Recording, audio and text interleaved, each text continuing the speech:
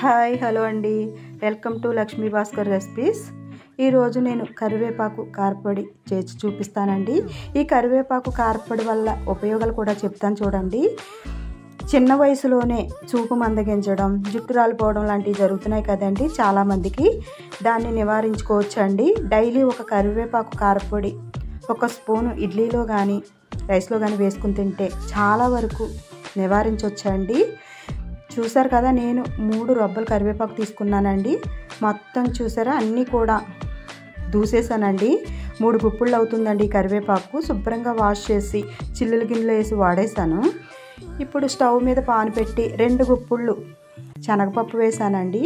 పచ్చి వాసన పోయేలాగా వేపుకోవాలండి. ఆయిల్ వేసి వేపితే శుద్ధలా అయిపోతుంది కాబట్టి ఇలా పొడిగానే వేపుకుంటేనే బాగుంటుంది. ఇలా లైట్గా వేగిన తర్వాత 2 గుప్పుళ్ళు ధనియాలు వేసాను.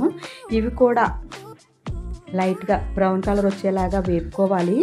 ఒక పెద్ద స్పూను జీలకర్ర కూడా వేస్తున్నాను. ఇదంతా కూడా లైట్గా బ్రౌన్ కలర్ వచ్చేలాగా వేపుకుంటే సరిపోతుంది. ఆల్రెడీ బ్రౌన్ కలర్ వచ్చేసింది చూడండి, మంచి స్మెల్ కూడా వస్తుంది. ఇలా వేగితే సరిపోతుందండి. చూసారు కదా, ఇలా వేగాలి.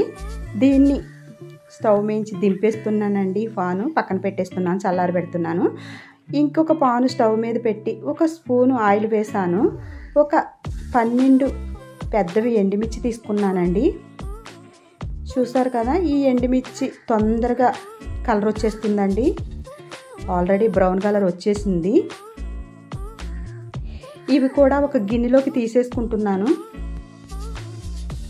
అదే పాన్లో నేను కడిగి పెట్టుకున్న కరివేపాకు ఉంది కదండి, నీళ్లు శుభ్రంగా వాడేసాను. ఈ కరివేపాకు 3 గుప్పుళ్ళు కరివేపాకు అండి. తాజా కరివేపాకు అండి. ఇది మా చెట్టు కరివేపాకే.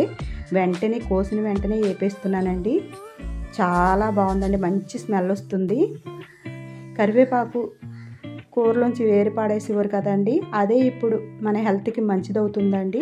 దీన్ని పెళ్ళపెళ్ళాడుతూ కరివేపాకు అంతా వేగిపోవాలండి. నొక్కితే ఇరిగిపోయేలాగా కరివేపాకు వేపుకుని.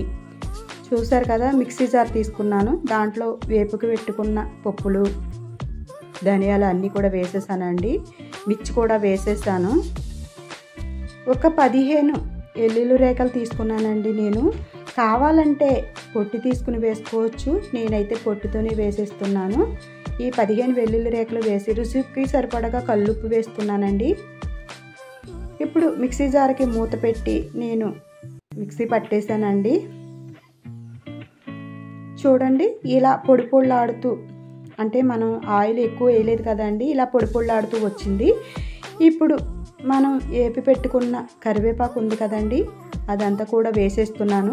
కరివేపాకు గుర్తుపెట్టుకోండి, పెళ్ళపెళ్ళాడుతూ వేగాలి. మంట చిన్నగా పెట్టుకుని బాగా పెళ్ళపెళ్ళాడుతూ వేపించుకోవాలి కరివేపాకుని. వేగిన కరివేపాకు మిక్సీ జార్లో వేసి నేను మూత పెట్టి మళ్ళీ గ్రైండ్ చేశానండి. చూడండి, ఇలా చేసుకుంటే సరిపోతుంది. దీన్ని రోజు 1 స్పూన్ ఇడ్లీలో కానీ రైస్లో కానీ దోశలో కానీ వేసుకుని తింటే చాలా బాగుంటుందండి. అంతేకాదు మన హెల్త్కి కూడా చాలా మంచిది. కంటి చూపు ఎక్కువగా ఉండడం, జుట్టు రాలిపోవడం ఆగడం లాంటివి కూడా జరుగుతుంది. నేను ఆల్రెడీ మీకు ముందు చెప్పాను కదా. ఇది ఒక గాజు సీసాలో స్టోర్ చేసుకుంటే నెల రోజులైనా సరే అస్సలు పాడవదండి. చాలా బాగుంటుంది. నేను అలా స్టోర్ చేస్తానండి. ఎన్ని రోజులైనా పాడవకుండా ఉంటుంది. మీరు కూడా ఒక్కసారి ఇలా కరివేపాకు కారపొడి చేయండి. దానివల్ల ఉపయోగాలు మీకే తెలుస్తాయి. నా ఛానల్ని ఎవరైనా సబ్స్క్రైబ్ చేసుకోకపోతే సబ్స్క్రైబ్ చేసుకోండి. అలాగే పక్కనే ఉన్న బెల్ ఐకాన్ని టచ్ చేయండి. ఒక లైక్ కూడా చేయండి. చూసారు కదా, ఇలా 1 స్పూన్ వేసుకుంటే చాలా బాగుంటుందండి. నెయ్యి వేసుకుని తింటే రైస్లో వేసుకుని ఇంకా బాగుంటుంది. మీరు ఎప్పుడైనా కరివేపాకు కారపొడి చేశారా? కామెంట్ బాక్స్లో కామెంట్ చేయండి. Thank you for watching.